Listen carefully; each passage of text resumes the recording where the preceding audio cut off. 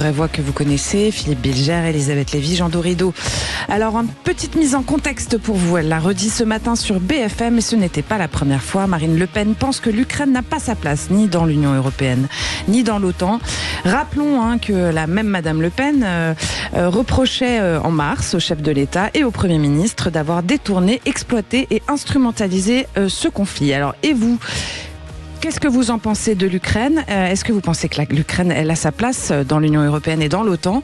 Oui, non ou pas totalement. Vous n'hésitez pas à voter sur Twitter et à nous appeler au 0800 26 300 300. De mémoire, on était à 90% pour que l'Ukraine ne soit pas effectivement dans l'Union européenne, Frédéric. Les vraies voix Sud Radio, le coup de projecteur des vraies voix.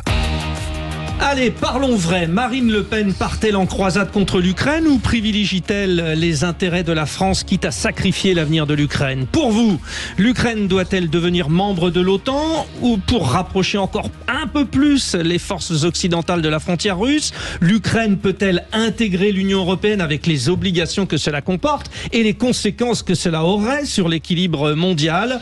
OTAN et ou Union européenne ou rien du tout ? Donnez-nous votre position. Écoutons ce matin Marine Le Pen sur BFM TV. Nous avons en revanche posé des lignes rouges et nous le faisons dans l'intérêt de la France. Nous ne souhaitons pas que l'Ukraine entre dans l'Union européenne. Nous ne souhaitons pas que l'Ukraine entre dans l'OTAN et nous ne souhaitons pas partager notre dissuasion nucléaire au niveau européen et envoyer des troupes dans une guerre qui, pour l'instant, je suis désolé de le rappeler, n'est effectivement pas celle de la France. Alors, pour réagir à ces propos de Madame Le Pen, on reçoit Patrick Martin-Genier, qui est professeur à Sciences Po et spécialiste des questions européennes et internationales. Bonjour Patrick Martin-Genier. Bonjour. Bonjour. Alors Patrick, vous connaissez le principe, un petit tour de table, chacune des trois vraies voix va vous interpeller, vous répondez après, tout de suite Philippe Bilger.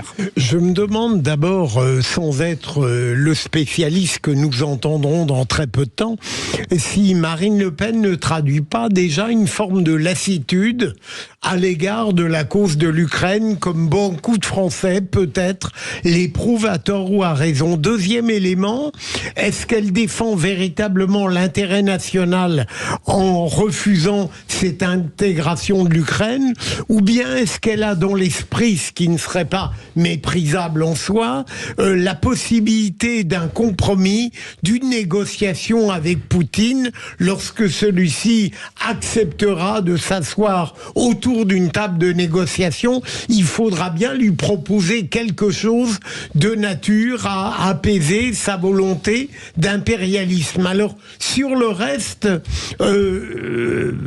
elle semble tout de même adopter une attitude qui n'est pas scandaleuse, me semble-t-il, sur le plan de l'Ukraine, mais est-ce qu'elle est de nature à calmer Poutine? J'en doute.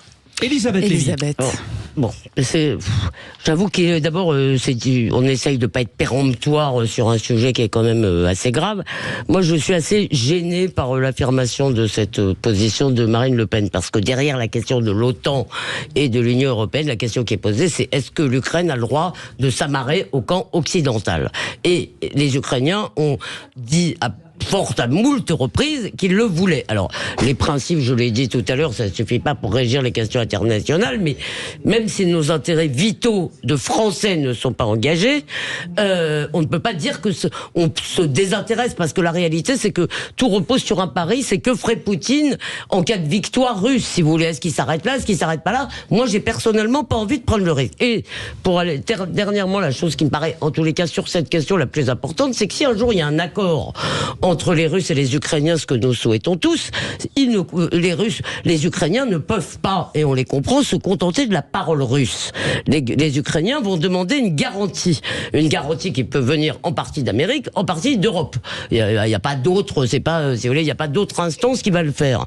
Alors, est-ce que ça doit être, si vous voulez, sous la forme je ne sais pas sous quelle forme c'est, mais ce qui est sûr, c'est que à un moment, si vous voulez, de toute façon, il n'est pas question qu'elle entre dans l'OTAN maintenant, puisqu'elle n'a pas de frontière reconnue sur lequel tout le monde s'entend. On va pas faire entrer dans un traité où on dit que dès qu'une frontière est violée, on est tous en guerre, si vous voulez, quelqu'un dont on ne connaît pas les frontières.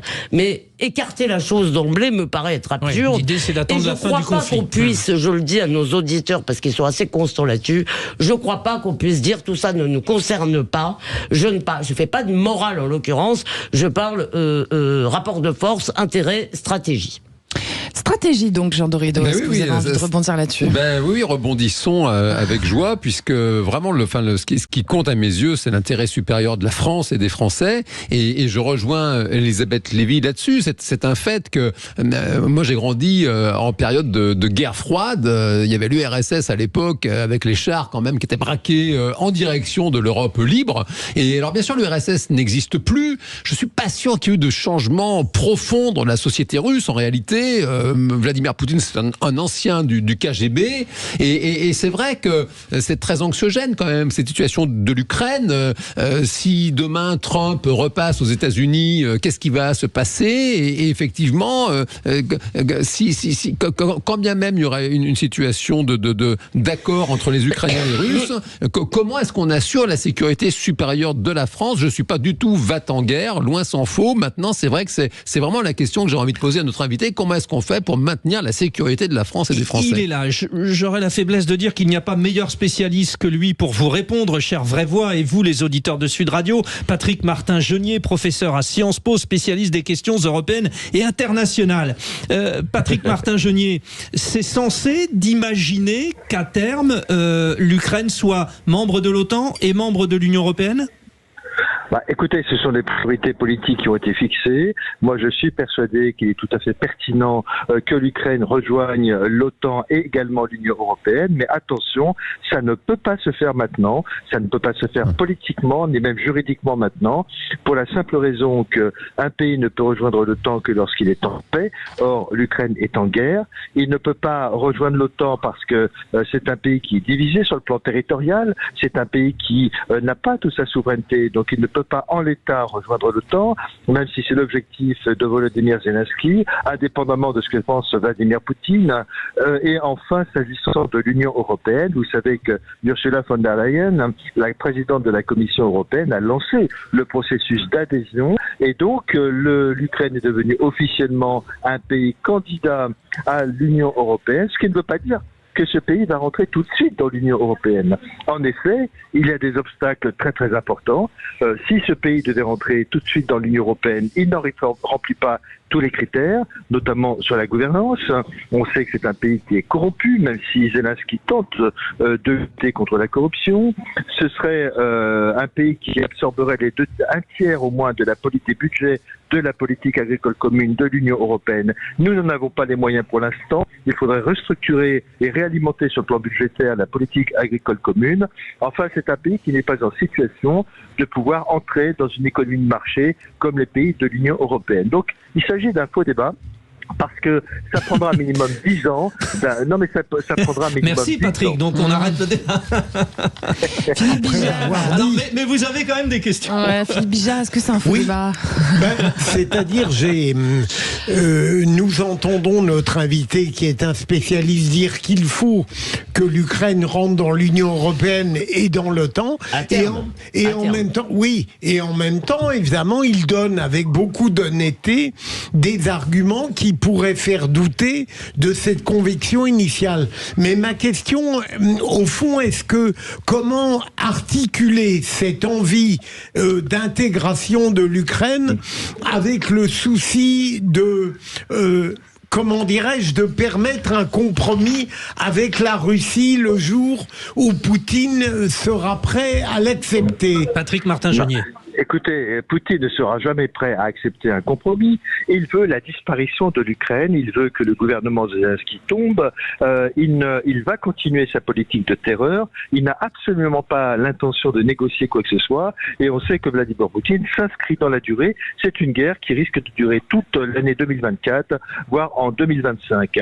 Si un jour il doit y avoir un compromis, seul le président ukrainien pourra décider de ce compromis, et peut-être y a-t-il une piste avec la conférence internationale qui se réunit le mois prochain en Suisse, puisque on sait que Volodymyr Zelensky a appelé par exemple le président chinois qui est à Paris en ce moment pour une éventuelle médiation avec l'appui de l'Allemagne. Il se pourrait qu'il y ait des négociations en coulisses, mais Volodymyr Zelensky rencontre également des difficultés sur le plan politique intérieur parce que c'est un sujet extrêmement sensible. Il a deux problèmes, Zelensky. Le premier, c'est une mobilisation qu'il n'arrive pas à faire pour le recrutement sur le front, et d'autre part, il a des oppositions au sein de la population dont certains, des jeunes notamment, ne veulent pas aller se battre sur le front et carrément disent qu'ils ne veulent pas mourir pour leur pays. Donc c'est ça aujourd'hui la difficulté, et peut-être sera-t-il contraint un jour de négocier.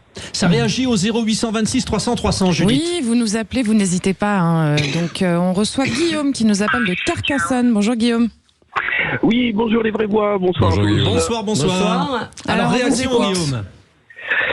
Pardon ? Réaction, allez-y. Réaction. Alors, je vais pas surprendre grand monde, en tout cas de ceux qui me connaissent. J'essaie d'intervenir au plus souvent auprès de vous. J'adore cette émission. Et ben, je veux dire que pour une fois, je suis d'accord avec Marine Le Pen. Et voilà. Et malheureusement, contre la doxa. Je pense que l'Ukraine n'a absolument ni sa place ni dans l'Union européenne ni dans l'OTAN. Ça serait d'ailleurs même vraiment ça serait dangereux même d'intégrer l'Ukraine à l'OTAN tant que le conflit n'est pas réglé. On sait très bien ce qui se passe quand un pays de l'OTAN est attaqué. Et tout le monde s'y met, donc on est à proche de la guerre mondiale. Je pense que l'Ukraine, malheureusement, fait partie des pays dont on se sert, notamment les États-Unis, pour faire une guerre indirecte à la Russie. Et donc ce n'est pas la nôtre. Merci pour votre point de vue, Guillaume de Carcassonne sur Sud Radio. Alors, il y a deux réactions de nos vraies voix. On commence par la dame, Elisabeth Lévy. Oh non, je constate juste que la doxa n'est pas très... la doxa est inversée parmi les auditeurs de Sud Radio, puisque 95 ou 98% sont d'accord avec vous.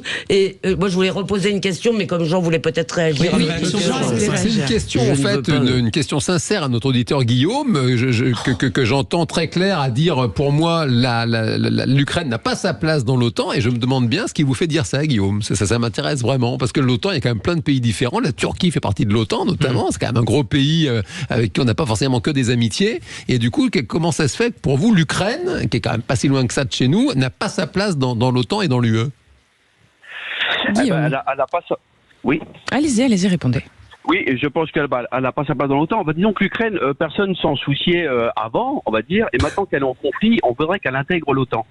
Déjà, pour moi, l'OTAN, à part à faire des guerres illégitimes, ça sert pas à grand chose. Et je voudrais aussi souligner que on insiste beaucoup sur le problème que Vladimir Poutine veut envahir l'Europe et à débarquer en Ukraine comme ça, juste par son plaisir. On a entendu des tas de spécialistes, notamment sur Sud Radio et au micro d'André Berkov, qui disent que non, Poutine, c'est pas ce qu'il veut faire. Poutine veut protéger ses frontières. Et je pense qu'une base russe... A priori, Elisabeth Lévy n'est pas d'accord. Alors, c'est pas grave. Écoutez, merci en tout cas. Merci en tout cas pour Guillaume.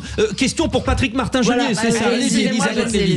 Je retrouvais plus le dernier mot. Patrick Martin-Genier, il est là, il vous écoute. Donc, non, la question, si vous voulez que... Bon, je crois pas du tout qu'on peut se désintéresser de cette situation. Néanmoins, quand on parle d'envoi de troupes françaises, évidemment, la question qui se pose, c'est est-ce que les intérêts vitaux de la France sont menacés? Et je ne vous pose pas là une question piège ou rhétorique, parce que je n'exclus pas que la réponse soit positive, mais de quels moyens, par quelle manière nos intérêts vitaux sont-ils menacés, sachant que pour l'instant, l'Ukraine n'étant pas dans l'OTAN, on n'est pas lié par l'article 5.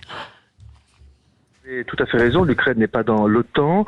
Le président de la République a évoqué une hypothèse en disant que si des lignes de front étaient franchies et pas une seule ligne de front, cela pourrait être un élément pouvant nécessiter l'engagement de troupes en Ukraine, mais ce ne serait pas l'OTAN qui interviendrait, si j'ai bien compris. Si vous lisez bien les propos du président de la République, voilà, ce serait la France et d'autres pays, notamment qui sont très allant. La question, c'est effectivement la Pologne, des États baltes, une sorte de coalition internationale qui pourrait se rendre en Ukraine, mais mais est-ce que c'est légitime, pardon, je précise ma question. Ma question est justement, puisqu'il est question de ne pas exclure l'envoi de troupes françaises, considérez-vous que une victoire russe menacerait les intérêts vitaux de la France, parce qu'il me semble que c'est quand même une condition de l'engagement de nos soldats, et de quelle façon ? Oui, je pense qu'effectivement, si l'Ukraine devait être battue, si les lignes de front devaient être franchies, oui, je pense, mais vous savez, c'est au seul président de la République de décider. C'est le chef de l'armée, des armées, c'est le chef de l'État. Je pense qu'effectivement, j'entendais votre auditeur Guillaume dire que ce n'était pas notre guerre. Si, c'est notre guerre. La démocratie serait en danger, la liberté, parce que Vladimir Poutine a dit, et on le sait par les services de renseignements occidentaux, que Vladimir Poutine ne s'arrêterait pas à l'Ukraine. Alors, effectivement, vous êtes très nombreux. 0826 300 300. Juste une petite réaction. Direction Toulouse. Richard, bonsoir. Richard, une réaction. Allez-y, vous concluez l'émission. Une réaction très rapide. Zelensky veut mobiliser à contre-temps. Il n'aura pas les jambes puisqu'ils sont à reculons. Ils perdent trop d'hommes pour entraîner plus de jeunes dans la guerre. Ça se passera mal. Et l'autre point, 500 milliards de coûts de reconstruction de l'Ukraine, je pense que personne n'en voudra. Et je pense que peut-être même la Russie nous laissera un peu l'ardoise, même s'il gagne la guerre. Voilà, donc je pense qu'on se fait des illusions, la Russie n'ira pas au-delà de l'Ukraine. Bon, c'est un point de vue intéressant. C'est un point de vue intéressant. Merci à vous les auditeurs de Sud Radio, Judith. Oui, alors on fait un petit point quand même sur le sondage sur Twitter. Je vous rappelle la question qu'on vous posait, comme le dit Marine Le Pen, pensez-vous que l'Ukraine n'a pas sa place ni dans l'OTAN ni dans l'UE ? Eh bien vous répondez oui, à 90%, ça n'a pas bougé du tout. Il n'y a pas totalement à 2%, ça a monté de 1%, Frédéric. Merci à Patrick Martin-Genier, toujours très clair et qui nous éclaire. Les vraies voix, merci, vous étiez nos premières vraies voix de cette semaine qu'on passe avec Judith Belair, Elisabeth Lévy, Jean Dorido et Philippe Bilger. Merci à vous, chers amis, et bonne semaine. Allez, vous restez avec nous pour les vraies voix citoyennes, à tout de suite. Excusez-moi, Sud Radio. Sud Radio. Parlons vrai.